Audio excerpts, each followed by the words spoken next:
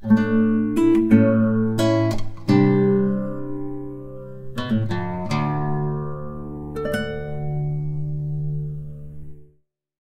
I'm Claire Cannon from the Good Reading Guide, and here are some fantastic books from our parenting and education section.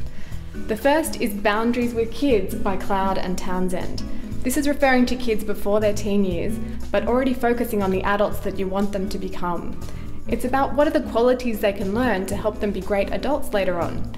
And this is what it is to learn character, the good habits that become so much easier later in life, things like responsibility, respect, motivation, proactivity.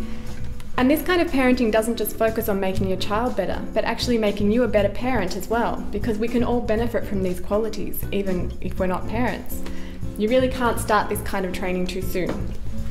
The second book is How to Talk So Kids Will Listen and Listen So Kids Will Talk by Faber and Maslish. This is about communication between parents and children, something that is so essential to your relationship. It's just great common sense advice. Sometimes you can have the best intention when you're communicating something to your child, but if it comes out wrong, it can actually have the opposite effect. The text is great in this book, but what I particularly like are the cartoons.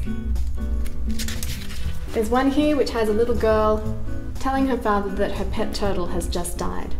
He first of all tells her, "Don't cry, it's only a turtle." And so she cries even more. And then he says, "Don't worry, I'll buy you another turtle." And she doesn't want another turtle, she wants that one. The communication's not going too well there.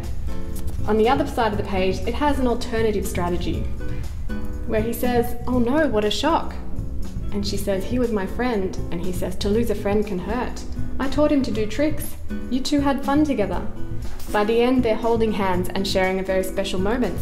So, this is much more about what parenting should be with kids rather than, talking at them and the two of you on opposing sides. There are some also really important insights in this book, like the power of sympathetic silence, or helping a child to come up with their own solutions, helping a child deal with their feelings, and my favourite, which is about engaging cooperation. There's a lot more too. The third book is called How to Really Parent Your Teenager by Ross Campbell. This is a fantastic book for first-time parents of a teenager. The first chapter is called A Stranger in the House, and many parents can relate to this when they have a teenager for the first time. It initially looks at how I act as a parent affects how my children will act. It looks at unconditional love and how you can actually live it with a teenager. It talks about qualities like self-control, loving discipline, and parenting specifically in today's culture, dealing with the media, the aggressive sexual culture that's around us, and helps them to learn how to respond to situations by practicing actual response strategies, which is really helpful. It also deals with some specific challenges of the teenage years, which is great just to look up, when different issues come along. And the fourth book is Parenting for Character by Andrew Mullins. If there is one parenting book that you read, this is a good one because it covers everything. It looks at how you can help children to develop habits for a happy and fulfilling adult life. It looks at the foundations, making yourselves as parents and your home conducive to building character.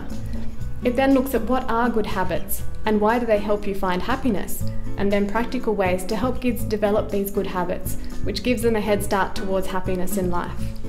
There's also a chapter particularly focusing on character in the teenage years, a crucial time for actually being able to build character in a very practical way. The final book is Compass by James Stenson.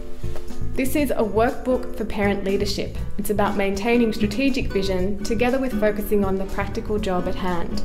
It's about working together as parents, mum and dad together, and also working with other parents who can support each other. There are actually discussion questions at the end of each chapter which can be gone through as a workshop together. It has plenty of insights, things like helping children to understand freedom, learning to love good culture, developing critical thinking, and being active when viewing the media.